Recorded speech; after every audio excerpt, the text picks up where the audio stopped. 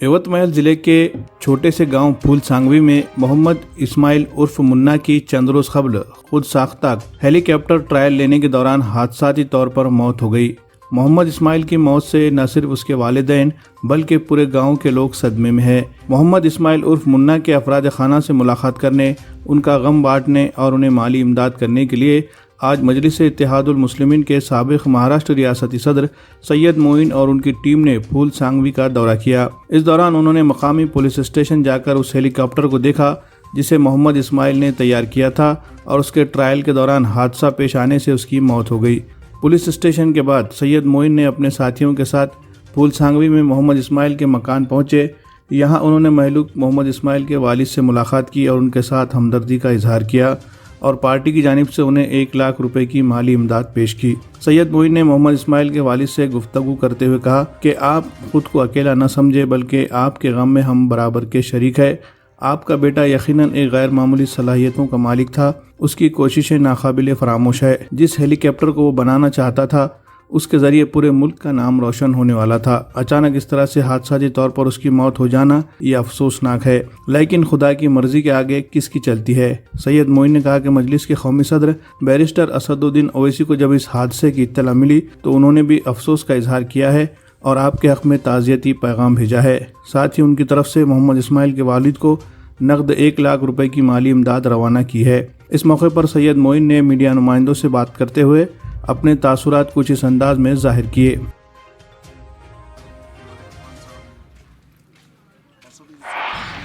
अभी इस वक्त हम लोग फूल सांगवी औसत में आए हैं। यहाँ पर शेख इस्माइल साहब के मकान पर मुन्ना के नाम से इन्हों जाने जाते थे। 5 दिन पहले इस नौजवान का इंतकाल हुआ है और वाकई आज इनके घर में नहीं बल्कि पूरे गांव में गम का और मातम का माहौल है।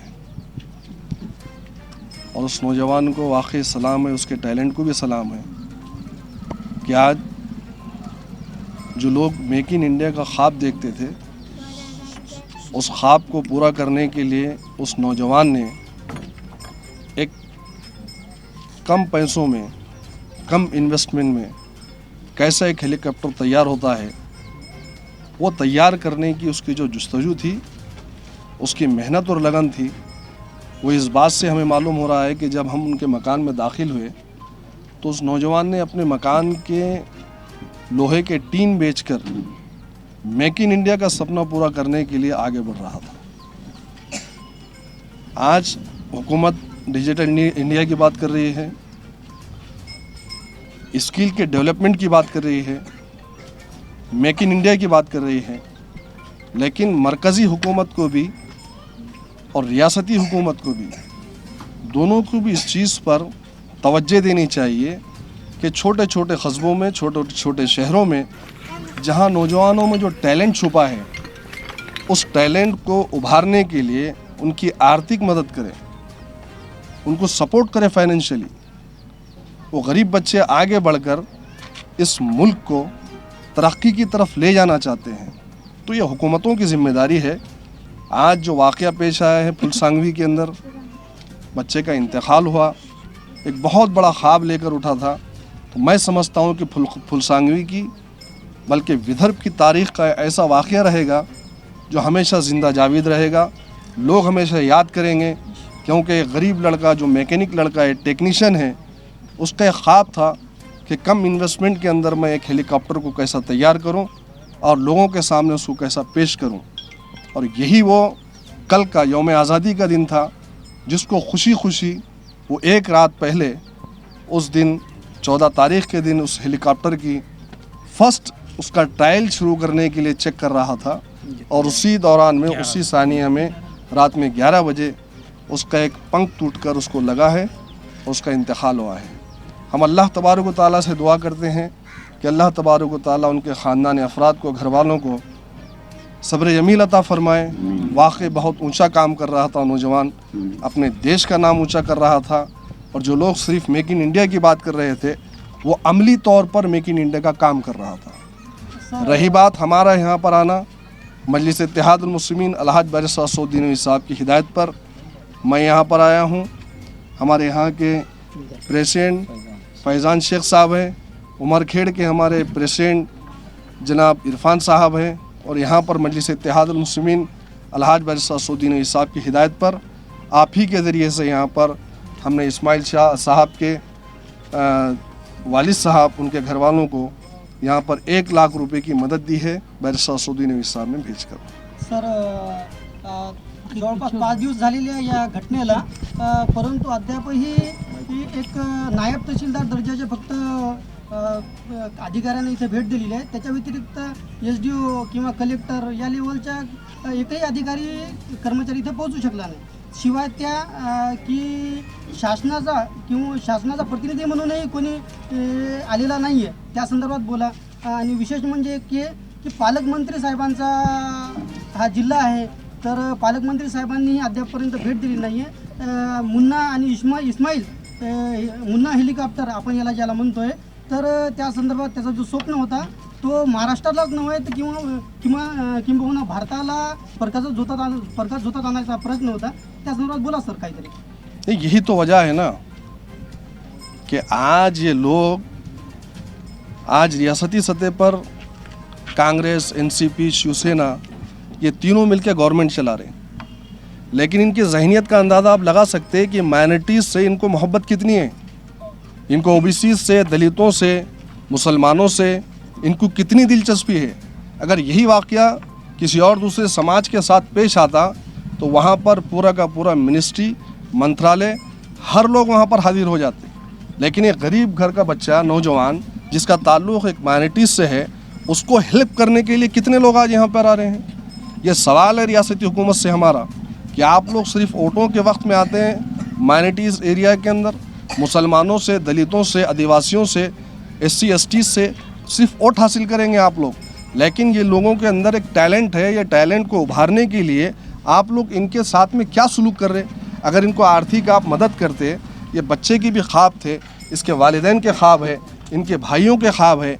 एक घर का नौजवान बच्चा जो अपने घर में खुद अपने हाथों से काम कर कर मेहनत कर कर लाता, मजदूरी करता, एक तरफ तो अपना घर चला रहा था, दूसरी तरफ अपने टैलेंट को बताने के लिए वो एक मेहनत कर रहा, और 1 से 1.5 लाख रुपए बहुत बड़ी रकम होती है इस वक्त के लॉकडाउन के पीरियड की, और पूरी रकम उस हेलीकॉप्टर में लगाया था। तो क्या हुकूमत की जिम्मेदारी नहीं है, जवाबदारी नहीं है कि हुकूमत आए यहाँ पर, उनका संज्ञान ले, घर के लोगों की आर्थिक मदद करे। तो ये हुकूमत को चाहिए। तो यहाँ के लोगों से भी ये निवेदन करूँगा मैं कि ये हुकूमत का दोहरा रवैया आप लोगों को समझना चाहिए, और आप लोगों ने सवाल हुकूमत से करना चाहिए। बावनकुळे साहब ने 50 लाख रुपए तक निधि ये मदद देने के लिए मांग की है, वो संदर्भ में कुछ एक लाइन बोलो सर। नहीं, देना सिर्फ वादे पे वादे नहीं करना जैसा मोदी के वादे होते हैं। आकर मदद कीजिए, घर की हालत देखिए। ऐसे कई टैलेंट बच्चे हैं जिनके टैलेंट को आप बताइए, लाइए, उनकी स्किल को डेवलप कीजिए, तो तभी मुमकिन होगा ये। आपने यहाँ हेलीकॉप्टर का जो मॉडल देखा है, तो मजबूत होगा आपको वहाँ कैसा महसूस हुआ, किस तरह का डिज़ाइन था, किस तरह की कोशिश की? नहीं, मुझे तो अल्हम्दुलिल्लाह देखते ही ऐसा लगा कि वाकई इस नौजवान के अंदर बहुत टैलेंट छुपा हुआ है। क्यों तो मैं भी एक टेक्नीशियन हूँ। बच्चे ने जिस तरीके से उस हेलीकॉप्टर को एक कम बजट में बनाया, उसके टैलेंट को वाकई सलाम है, वाकई सलाम है उसको। क्योंकि वो भी चाहता था कि मैं अपने मुल्क की और मुल्क के आगे बढ़ने में मैं कैसे अपने आप को पेश कर सकता हूँ मुल्क की तरक्की के लिए। वाकई उसके इस टैलेंट को मैं सलाम करता हूँ। जब देखा हूँ मैं भी, हालांकि 2-4 मरतबा उसका ट्रायल हो चुका था, लेकिन खुशी से और एक मरतबा ट्रायल करके वो तैयारी में था 15 अगस्त की। लेकिन जो कुछ हुआ है मैं समझता हूँ बहुत बुरा हुआ है, और इसके लिए हुकूमत के नुमाइंदों को, चाहे पालक मंत्री हो या फिर डिस्ट्रिक्ट मजिस्ट्रेट हो, तहसीलदार हो, सबको आना चाहिए, यहाँ पर देखना चाहिए ये इस वक्त की हालत क्या है इस घर की। और जो काम करके गए नौजवान ने, न्यूज़ चैनलों पे आया, नेशनल चैनलों पे आया, उसके बावजूद भी अगर यहाँ का DM नहीं आता है, उसके बावजूद भी यहाँ का तहसीलदार आकर विज़िट नहीं करता है, तो इनकी सोच और इनकी सलाहियत क्या है, माइनॉरिटीज़ के ताल्लुक से हम सब देख रहे हैं। चाइना में तक दिख गए। चाइना में एक न्यूज़ पर आया उसके बचपन से अभी तक बताएगा। बचपन से इधर देख के उसका बचपन से मिजाज वो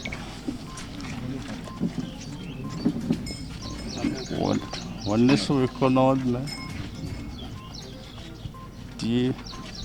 30/9/90 में उसकी पैदाइश हुई थी। उसके बाद 3-4 साल 5 साल तक के ऐसा ही था। तो बाद में स्कूल में डाले, उर्दू से उसको ज़्यादा लगाव था तो उर्दू स्कूल में डाले। उसके बाद में 7वीं क्लास पास हुआ, 8वीं में गया। उसके बाद उन्हें छुट्टी में पेप्सी का धंधा करता था। यानी उसको खाली रहना पसंद नहीं था।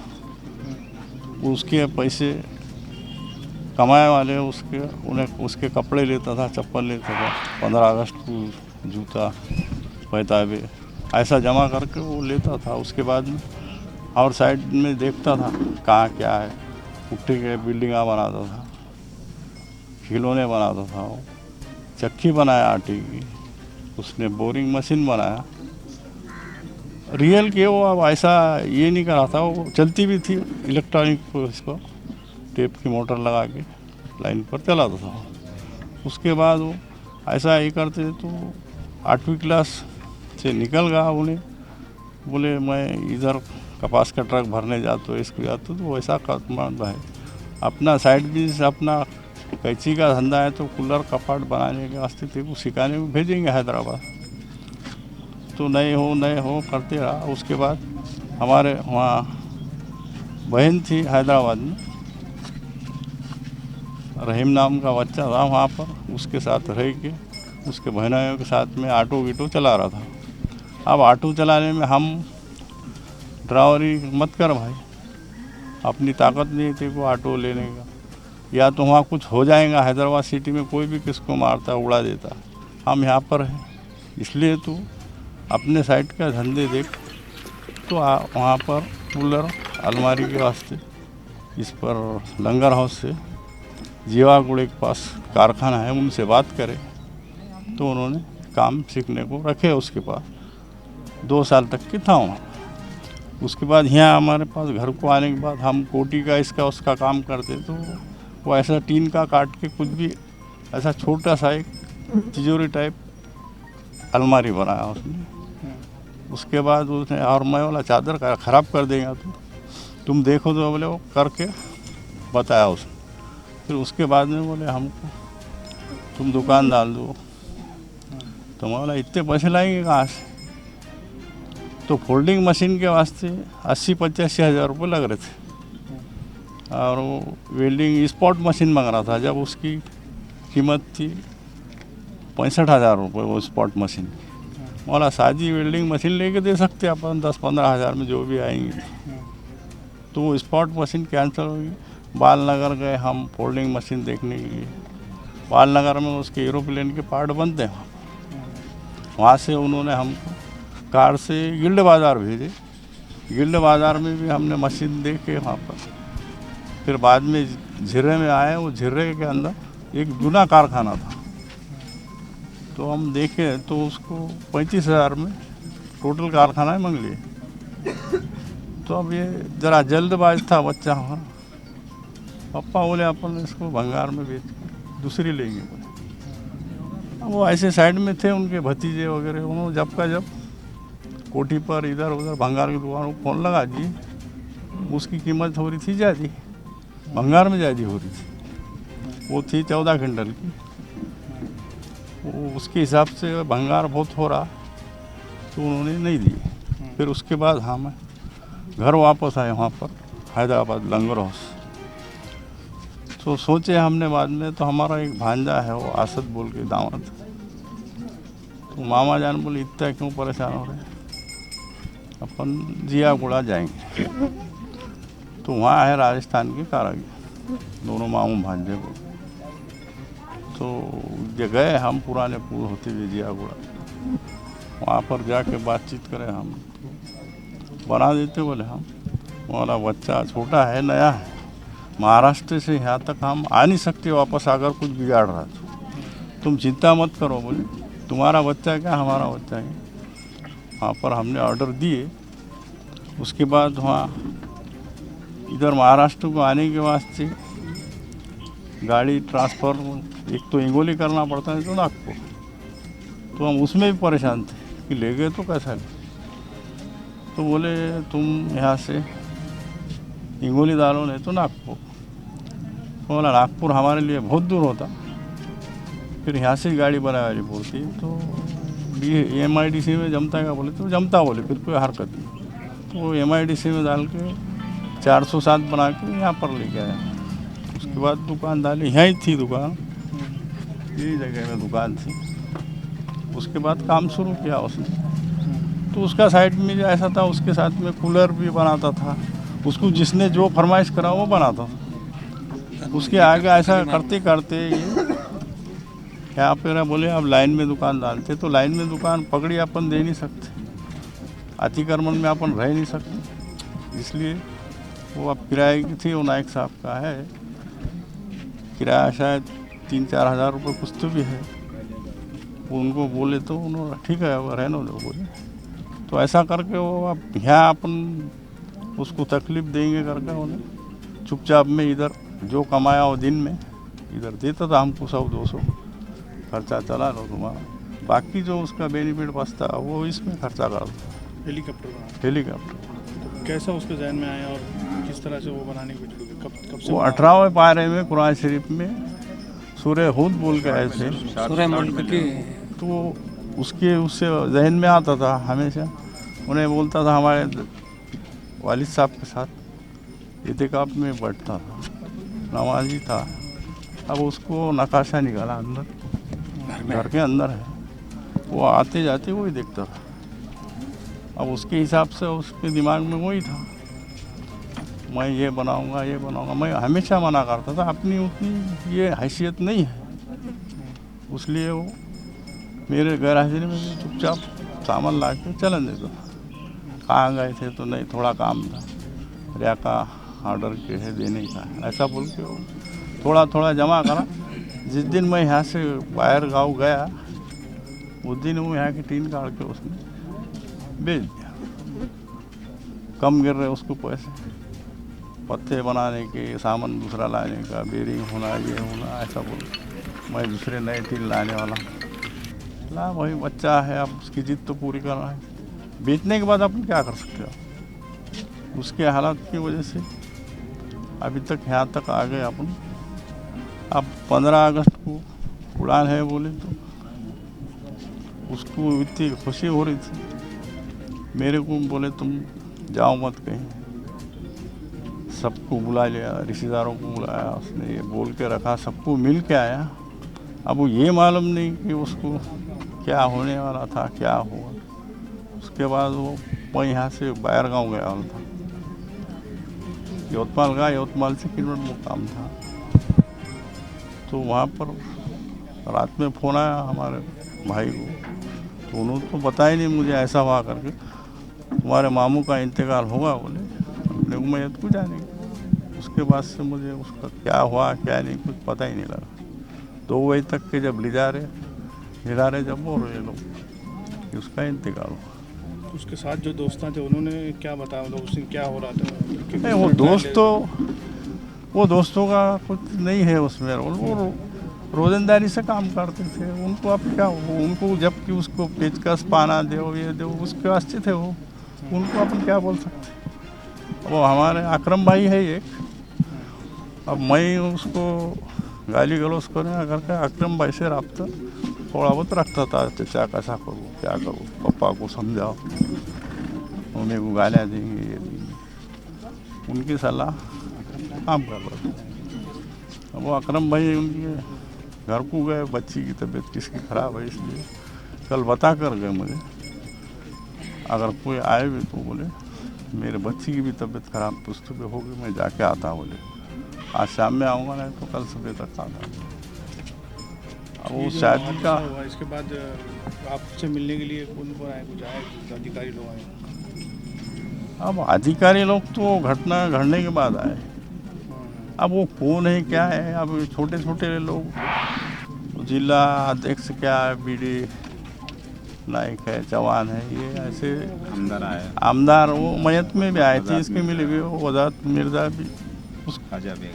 आज भी आपसे कुछ लोग मिलने को आए थे, उसके बारे में क्या बोला मजलिस की तरफ से, जो आपको मदद वगैरह की उसके बारे में? तो उसके बारे में तो शुक्रिया अदा कर सकते अपन, इससे ज़्यादा कुछ नहीं बोलते, क्योंकि उन्होंने जो भी मदद करे अपनी, तो अल्लाह बेहतर जानता, अपन दिलों से उनको ये कर रहे। अब दुख तो हमको भी हुआ और सभी को हो रहा। अब उन्होंने यहाँ तक आए अपने लिए, वही अल्लाह का बहुत से बड़ा एहसान होगा और उनके भी शुक्रगुजार हैं। शुक्रिया अदा कर सकते अपन, इससे ज़्यादा कुछ नहीं बोलते, क्योंकि उन्होंने जो भी मदद करे अपनी, तो अल्लाह बेहतर जानता, अपन दिलों से उनको ये कर रहे। अब दुख तो हमको भी हुआ और सभी को हो रहा। अब उन्होंने यहाँ तक आए अपने लिए, वही अल्लाह का बहुत से बड़ा एहसान होगा और उनके भी शुक्रगुजार हैं। मुन्ना मैंने एक नमाजी बच्चा था और उसके दिल में हेलीकॉप्टर बनाने का सूरह मुल्क की आयत नंबर 18 की इस पर से उसके दिमाग में आ गया हो, और उन्हें जो है तो उसके हिसाब से 3 साल पहले उसके अपने रूम में एक हेलीकॉप्टर की तस्वीर बनाया और उसके हिसाब से उसके ऊपर काम किया उसने। और जो है तो काम दिन में वो अपने हिसाब से करता था, जो भी 200-300 जो भी मजदूरी गिरती उसमें से घर को देता था, कुछ पैसे जो जमा करके उसके वो हिस्से ला के उसमें अपने दिमाग के हिसाब से उन्हें फिट करता था। उसमें दूसरे किसी भी बच्चे का उसके अंदर ये भी नहीं था। उन्हें अपने मर्ज़ी से 11-12 बजे के बाद में वो चीज़ को ये करता था, दिन में ये पूरा काम करने के बाद। और बचपन से मिजाज अलग अलग चीज़ें बनाने के ताल्लुक से किस तरह से? छोटी छोटी चीज़ें बनाता था वो बचपन के अंदर, और उसको ये चीज़ बनाने का बड़ा ये था, उसका ये मंशा ये था कि मैं चाइना से भी कम इसमें कम रुपयों में कोई चीज़ बना के मैं अपने मुल्क का ये करूं। लोग बोलते चाइना में बहुत सस्ता मिलता है, चाइना बहुत कम में बनाता। तो मेरा अपना एक ये है, मामू बोलता था उन्हें, मैं उसका मामू हूँ, वो मामू मैं चाइना से भी कम में हेलीकॉप्टर बना के बताऊँगा, पूरी दुनिया देखते रह जाएंगी कि इतने कम बजट में हेलीकॉप्टर बनता कैसा। जब बन जाएगा, जब लोग देखेंगे तो सोचेंगे कि ये इतने रुपये में इन्हें कैसा क्या बनाया हेलीकॉप्टर। उन्हें मैं बोला भाई हेलीकॉप्टर उड़ेगा तो कैसा? मामू ज़मीन से अगर वो 2 फुट ऊंचा उड़ गया तो वो अपना हेलीकॉप्टर सक्सेस होगा, ऐसा उसका ये है बोले। तो उन्हें हेलीकॉप्टर ज़मीन से 2 फुट ऊंचा भी उठाया था, उसके बाद में और 4 फुट भी ऊंचा उठा लिया, उसके बाद मैंने उठाया, समझो। हालांकि ज़मीन से 2 फुट ऊंचा उठ लिया था उसका, वो कामयाब होगा, उसके दिल में उसकी पूरी वो थी क्या वो अपन कामयाब हो गए। अब वो 15 अगस्त के दिन उसका वो था मेन ट्रायल। हाँ, मेन ट्रायल, लोग आएंगे देखेंगे करेंगे। तो वो कैसा था वो तो पता नहीं, मगर उस 15 अगस्त के दिन का वो बोलता था मामू 15 अगस्त का इंतज़ार करो, क्या है तो अल्लाह है। और ये जो है तो मंगल की शाम में रात के 1:25 पर यह हादसा हुआ। तो क्या रात में मतलब उसको फाइनल ट्रायल से पहले कोई ट्रायल लेना चाह रहे थे उसको? उसको लगा कि भाई इसके अंदर कोई खामी नहीं रहना, स्टार्ट करके देखा तो अब अल्लाह को जो मंजूर था वैसा होगा। कोई भी चीज़ बनाने से पहले आदमी चेक तो करेगा ना। बराबर। हाँ, तो वो उन्होंने उसके हिसाब से उसने उसको चेक करा था, समझो। तो क्या नहीं क्या पता क्या हुआ, अल्लाह को जो मंजूर था वो हुआ इसमें।